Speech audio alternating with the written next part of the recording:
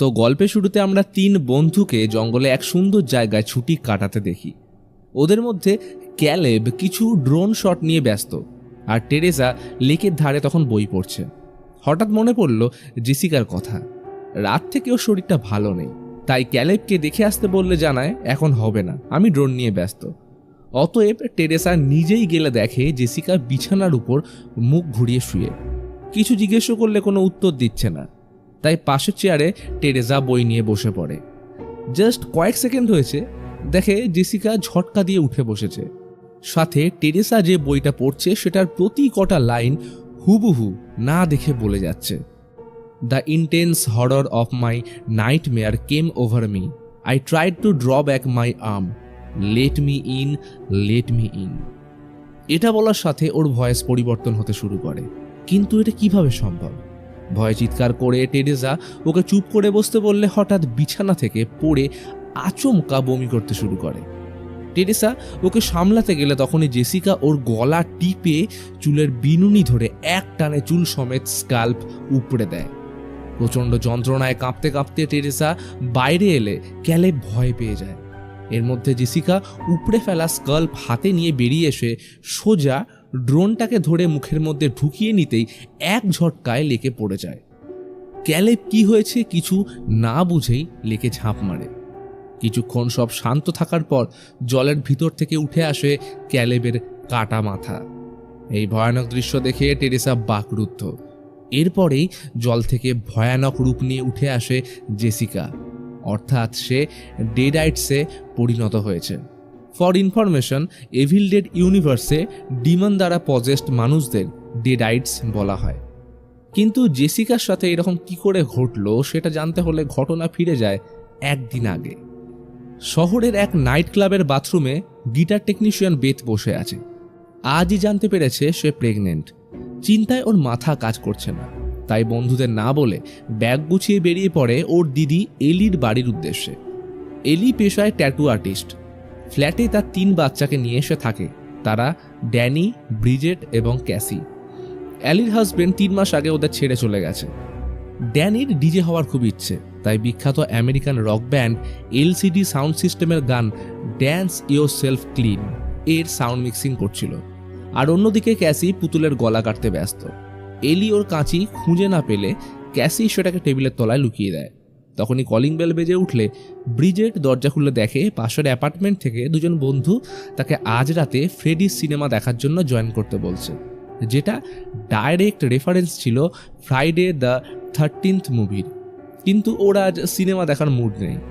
তো ওরা চলে যাওয়ার পর বোনকে নিয়ে দুষ্টুমি করার সময় কলিং বেল আরও একবার বেজে ওঠে। রুমে উচ্চস্বরে গান চলার জন্য ওরা আওয়াজটা শুনতে পায় না। তো এলি নিচে চেক করলে দেখে তার বোন বেত এসছে। অনেকদিন পর, কি ব্যাপার? মাঝে তো কোনো পাত্তাই ছিল না। এবার এই বিষয়ে ডিসকাস করার আগে এলি ওদের 3 জনকে পিৎজা আনতে পাঠিয়ে দেয়। এলি বোনের উপর রাগ দেখায়, কারণ ওর হাজবেন্ড যখন চলে গেছিল তখন অনেকবার ওর সাথে কন্ট্যাক্ট করার চেষ্টা করে, কিন্তু কোনো রেসপন্স করেনি। আসলে বেথ ওই সময় নিজের কাজ আর পার্টি নিয়ে ব্যাংককে এতটাই ব্যস্ত ছিল যে এলির কথা একবারও তার মাথায় আসেনি। তো এই নিয়ে ওদের মধ্যে মনোমালিন্য চলছিল। দুজনের জীবনে এখন প্রবলেম, তাই ঠিক করে একে অপরের মনের সাথী হয়ে তারা নিজেদের ডিপ্রেশন থেকে বেরিয়ে আসতে সাহায্য করবে। তখনই হঠাৎ শহরে ভূমিকম্প আসে, রিক্টার স্কেলে যার তীব্রতা ছিল 5.5। বাচ্চাটা তখন পার্কিং লটে। ভূমিকম্পের কারণে ভালো রকমই ক্ষতিগ্রস্ত হয়েছে। এর মধ্যে পার্কিং লটের মেঝে ফেটে যাওয়ায় একটা গর্ত দেখতে পায়। প্রচণ্ড কৌতূহলের সাথে ড্যানি চেক করলে দেখে ভিতরে একটা পুরনো ব্যাংকের ভল্ট। কারোর কথা না শুনে নিচে নেমে চেক করলে বেশ কয়েকটা পুরনো পেপার ও নথিপত্র খুঁজে পায়। সাথে পাশে পড়ে থাকা ট্রাঙ্ক থেকে পুরনো রেকর্ড পেলে সেটা ব্যাগে ঢুকিয়ে নেয়। তখনই হঠাৎ একটা আওয়াজ শুনতে পেয়ে পাশের ফাঁকা জায়গাটায় প্রবেশ করলে দেখে সেখানে চারিদিকে জেসাস ক্রস ঝুলছে, আর নিচে একটা সিমেন্টের বক্স মতো বানিয়ে রাখা, যেটা ভূমিকম্পের কারণে একটা সাইড ভেঙে গেছে। ড্যানি টর্চ মারলে দেখে কাপড়ে জড়ানো কিছু একটা রাখা। কৌতূহলের সাথে সেটা বের করে কাপড়টা সরাতে একগুচ্ছ পোকা উড়ে যায়। পুরনো চামড়ার মলার দেওয়া একটা বই, আর সাইডে নখের মতো কিছু একটা দিয়ে সেটা বন্ধ রয়েছে। সে ওটাকে ব্যাগে পুরে নেয়। এদিকে এলি আর বেথ চিন্তায় রয়েছে যে বাচ্চারা কেন এখনো এলো না। তার উপর ফোনের নেটওয়ার্ক কাজ করছে না। পাশের ফ্ল্যাটের দুজন গেব্রিয়েল আর মিস্টার ফন্ডা সাহায্যের জন্য এগিয়ে আসলে তখনই লিফট খুলে বাচ্চারা প্রবেশ করে। যাক, বাচ্চারা সুস্থভাবে ফিরে এসছে। কিন্তু এদের মাথায় তখন অন্য কিছু ঘুরছে। রুমে ঢুকে ড্যানি ব্রিজেটকে বইটা দেখিয়ে বলে, মনে হচ্ছে এটা অনেক পুরনো, মা বিক্রি করে ভালোই অ্যামাউন্ট পাবে।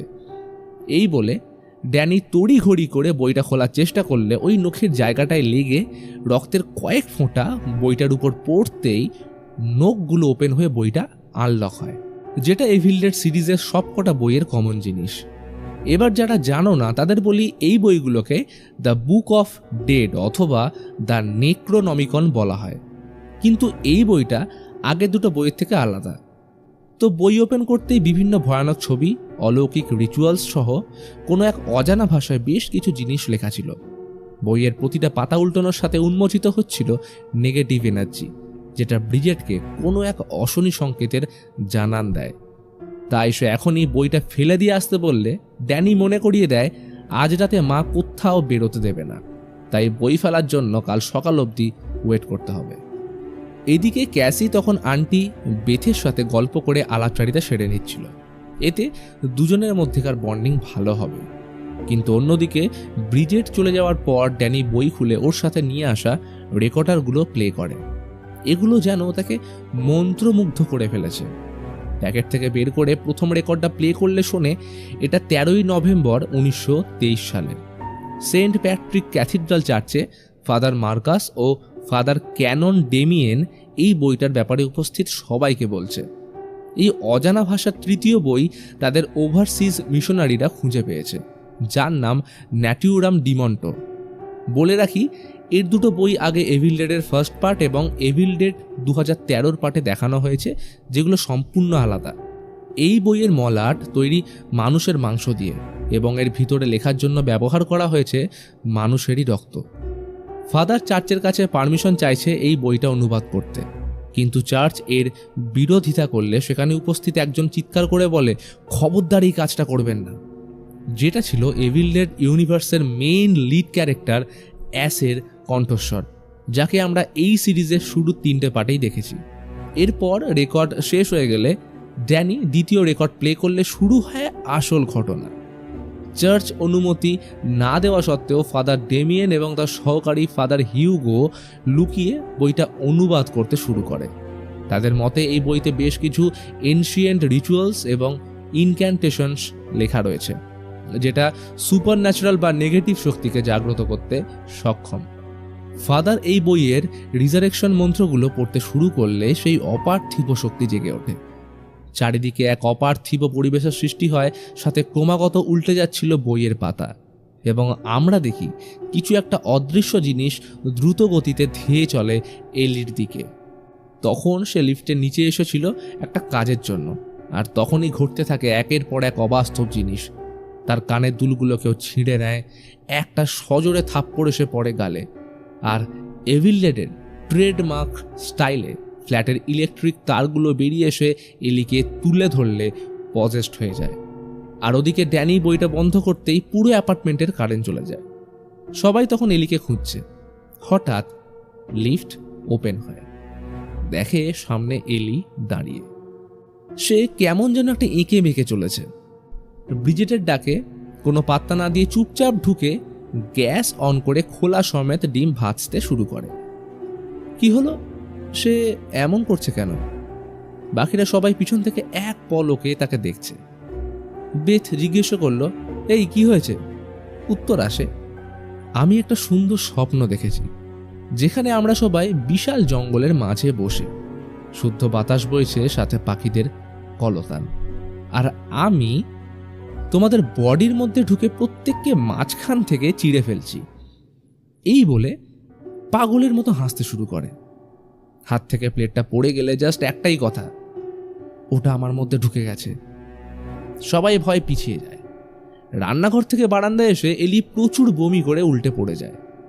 অর্থাৎ এলি ডেডাইটসে ট্রান্সফর্ম হচ্ছে, যেটা আমরা জেসিকার ক্ষেত্রেও দেখলাম। বেথ আর ড্যানি তাকে নিয়ে লিফটে নামতে গেলে দেখে যান্ত্রিক গোলযোগ দেখা দিয়েছে, আর ওদিকে ভূমিকম্পের কারণে সিঁড়ি ভেঙে পড়ে রয়েছে। এইবার কি হবে? বেথ চেক করলে দেখে এলি মারা গেছে। তারা বুঝতেই পারছে না 1 মিনিট আগে যে মানুষটা একদম সুস্থ স্বাভাবিক ছিল তার হঠাৎ কি এমন হলো। কোনো রকমে বিছানায় শুইয়ে এলির খোলা চোখ দুটো বন্ধ করতে গেলে কিছুতেই সেটা বন্ধ হচ্ছিল না। গ্যাব্রিয়েল এলির জন্য ঈশ্বরের কাছে তাই প্রার্থনা করে। এবার এখান থেকে বেরোতে গেলে তাদের এমার্জেন্সি ফায়ার এক্সিট ব্যবহার করতে হবে, কিন্তু সেটা লক। গ্যাব্রিয়েল ওটা খোলার চেষ্টা করলে কিছুতেই খুলছিল না। তখনই ফন্ডা সাজেশন দেয় যে আমার শটগানটা নিয়ে আসি, ওটা দিয়ে সুবিধা হবে খোলার। অন্যদিকে এলির মৃতদেহর পাশে বেথ বসেছিল। সে আফসোস করছে এলির যখন দরকার ছিল তখন তার পাশে থাকতে পারেনি। আর তখনই এলির ফোনে একটা রেকর্ড বেজে ওঠে, যেখানে সে বলছে, আমায় বাঁচাও, আমি ভিতরে আগুনে পুড়ছি। কথাটা শেষ হতেই ফোনের স্ক্রিনটা ভেঙে যায়। বেথ বুঝে পায় না এটা কি হলো। কি মনে করে এলির দিকে তাকালেই দেখে ওর চোখে একটা মাছি বসে। তখনই এলি চোখের পলক ফেলে বেথের দিকে তাকিয়ে উঠে বসে। সবাই এলিকে ধরে বাথটাবে জলে ডুবোতেই ওর চোখ দুটো উল্টে যায় আর ভয়ানকভাবে ছটফট করতে শুরু করে। ব্রিজের ছুটে বড় বাঁধতে যেতেই জল থেকে এক ছটকায় উপরে উঠে ঝুলে পড়ে এলি। তার ভিতরকার নেগেটিভ শক্তি জেগে উঠেছে, অর্থাৎ একটু একটু করে সে সম্পূর্ণ ডেডাইটসে পরিণত হচ্ছে। এরপর একের পর এক ঘটতে থাকে ভয়ানক ঘটনা। সে ভীষণ জোর চিৎকার করে আশেপাশের কাঁচ ফাটিয়ে দেয়, এমনকি জল গরম হয়ে ফুটতেও শুরু করে। এরপর হঠাৎ থেমে গিয়ে জলের মধ্যে পড়ে যায়। সবাই এই আকস্মিক ঘটনায় থরথর করে কাঁপছে। তখন সমস্ত নিরাপত্তাকে উপেক্ষা করে এলি বাথটবের ভিতর থেকে মাথা বাড়িয়ে তাদের দিকে হেসে ব্রিজেটকে উদ্দেশ্য করে বলে, তোমাদের মা এখন পোকাদের সাথে আছে। কথাটা শেষ করতেই বিকৃতভাবে তাদের দিকে হামাগুড়ি দিয়ে এসে হাতে একটা বড় ভাঙা কাঁচের টুকরো নিয়ে বেথের দিকে ঝাঁপিয়ে সেটা তার হাত লক্ষ্য করে সোজা ঢুকিয়ে দেয়। ব্যথায় চেঁচিয়ে ওঠে বেথ। এইরকম অবস্থায় পিছন থেকে ব্রিজেট জোরে চেঁচিয়ে মাকে থামতে বলে, কিন্তু এলি তার এখন কাউকে মনে নেই। কথাটা শেষ করেই তার উপর ঝাঁপিয়ে পাশে পড়ে থাকা ট্যাটু মেশিনটা তুলে ওটায় নিজের রক্ত লাগিয়ে ঠিক ব্রিজেটের চোখের পাশে ঢুকিয়ে দেয়। ইতিমধ্যে ওদের চিৎকার শুনে গ্যাব্রিয়েল পিছন থেকে ঘরে ঢুকতেই এলি বিদ্যুতের গতিতে ওর উপর ঝাঁপিয়ে ওর চোখটা উপড়ে ছুঁড়ে দেয় জেক নামের পাশের ফ্ল্যাটের ছেলেটার মুখে। ফলে দম আটকে সেও গ্যাব্রিয়েলের সাথে মারা যায়। বাইরে যখন এই ভয়ানক ঘটনা ঘটছে তখনই সুযোগ বুঝে বেথ দরজা লাগিয়ে দেয়। এলি ভিতরে ঢোকার জন্য তখন দরজায় মাথা ঠুকছে। বেথ বাচ্চাদের সাহায্য নিয়ে দরজা আটকে ওটার সামনে ভারী জিনিস রেখে আটকে দেয় এবং বাইরেটা দেখার চেষ্টা করে যে কি হচ্ছে। দেখে যে এলি সবাইকে নৃশংসভাবে খুন করলো, আর এখন সে ওদের মারবে। এই ভয়ানক পরিস্থিতি দেখে বেথ উল্টো দিকে জানলা খুলে উপর থেকে রাস্তার লোক ডাকার চেষ্টা করলে এত নিচ অব্দি আওয়াজ পৌঁছয় না। তার উপর অঝরে বৃষ্টি হচ্ছিল। তাহলে এখন উপায়? ইতিমধ্যে ড্যানি এবং ব্রিজেটের মধ্যে ঝগড়া লেগে যায়, কারণ তার মনে হচ্ছিল মাকে ওই বইতে আঁকা কারোর একটা মতো দেখতে লাগছে। কিন্তু ড্যানি মানতে রাজি নয়। ব্রিজেট সমস্ত ঘটনার দোষ তার উপরেই দেয়। তাদের এই রকম করতে দেখে বেথ থামালে ড্যানি বলে, আমার মনে হয় তোমায় কিছু একটা দেখানো উচিত। সে বেথকে রুমে এনে ন্যাটিউরাম ডিমন্টো বইটা দেখায়। ইতিমধ্যে ব্রিজেট কিছু একটা ভেবে সোজা রান্নাঘরে আসলে আয়নায় দেখে এলি যেখানটায় ট্যাটু মেশিন ঢুকিয়েছিল ওখানটা বিষিয়ে গেছে। এদিকে ক্যাসি শুনতে পায় বাইরে ওর মা পছন্দের গান গাইছে। ওইটুকু মেয়ে মায়ের সাথে কি হয়েছে দেখার জন্য দরজায় চোখ রাখে। এইদিকে একসাথে দুটো ঘটনা ঘটছে। ব্রিজেট কেমন যেন এক অপার্থিব আওয়াজ চারিদিক থেকে শুনতে পাচ্ছে, আর পাশের ঘরে উল্টে চলেছে ন্যাটিউরাম ডিমন্টোর অভিশপ্ত পাতা। ব্রিজেটের নাক, মুখ, চোখ দিয়ে বেরিয়ে আসে কালো রক্ত, যেন সেটা বিষিয়ে গেছে। মনে হচ্ছে গলায় কিছু যেন আটকে। জল খেয়ে নামানোর ট্রাই করলে কিছুই কাজে লাগছিল না। তখনই কাশির সাথে বেরিয়ে আসে একগুচ্ছ পোকা। এদিকে ক্যাসি দরজার এপার থেকে জিজ্ঞেস করে, মা তোমার কি হয়েছে, এমন কেন করছো?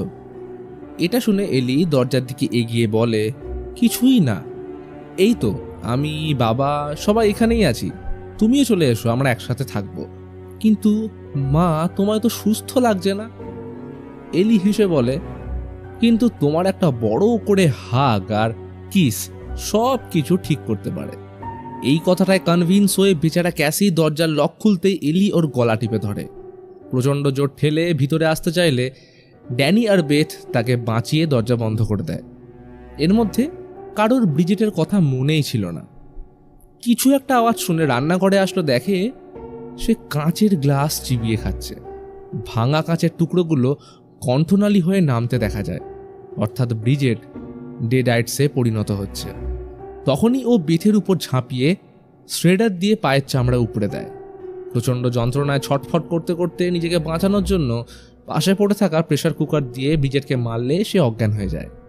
কিন্তু ডেডাইটসদের মারা কি এত সহজ? আর সেটাই হতে আমরা দেখি, কারণ পরক্ষণে ব্রিজেট উঠে ড্যানিকে তাড়া করে। এরই সাথে বাইরে থাকা এলি পাগলের মতো চিৎকার করতে শুরু করে। ড্যানি ছুটে নিজের ঘরে ঢুকে পড়লে ব্রিজেটের নজর যায় ক্যাসির দিকে। তাকে মারতে আসলে নিজেকে বাঁচানোর জন্য ক্যাসি পুতুলের মাথা লাগানো লাঠিটা ওর দিকে ঘুরিয়ে দিলে সেটা ওর মুখের ভিতর দিয়ে ঢুকে মাথার পিছন দিয়ে বেরিয়ে যায়। ওইটুকু ছোট্ট বাচ্চা মেয়ে চোখের সামনে ভয়াবহ ঘটনা দেখে স্তম্ভিত হয়ে পড়ে। ব্রিজেট মুখের ভিতর থেকে লাঠিটা বের করে সেখানেই পড়ে যায়।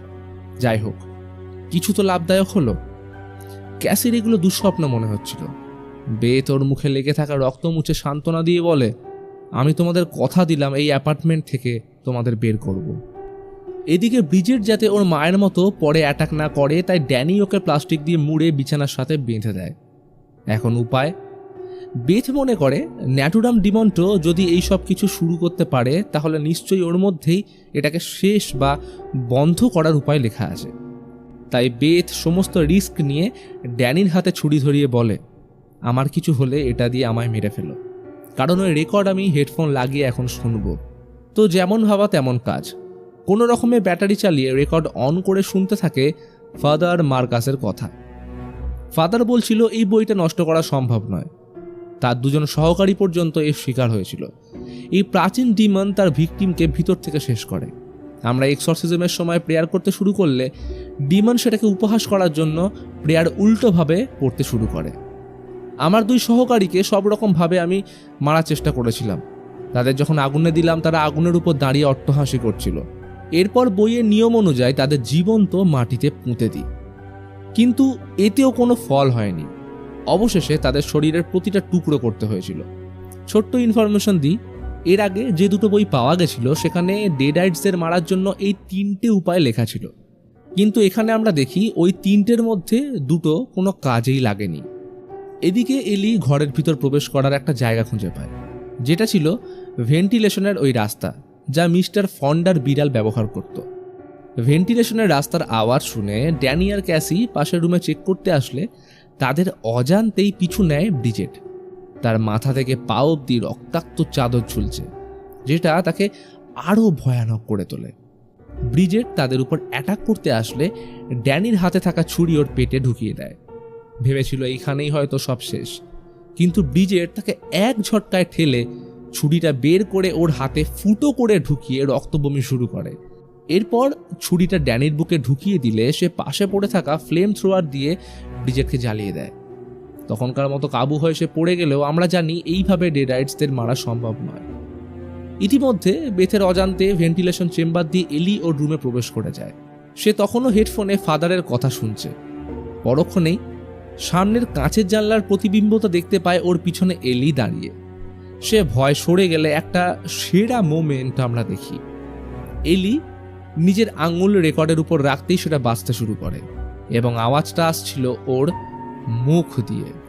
বেথ প্রচণ্ড ভয়ে স্ক্রুড্রাইভার ওর গলায় ঢুকিয়ে দিলে এলি বেথকে ছুঁড়ে বাইরে ফেলে দেয়। তখনই নজর পড়ে ড্যানির দিকে। সে মৃতপ্রায় অবস্থায় শুয়ে আছে, শুধু শেষ কথাটা বলে, আমায় ক্ষমা করে দিও ক্যাসি।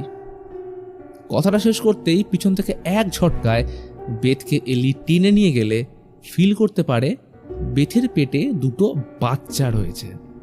এলি পেট ফুটো করে বাচ্চা দুটোকে বের করতে গেলে ক্যাসি টেবিলের তলায় যে কাঁচিটা লুকিয়ে রেখেছিল সেটা ছুঁড়ে দেয় ওর দিকে।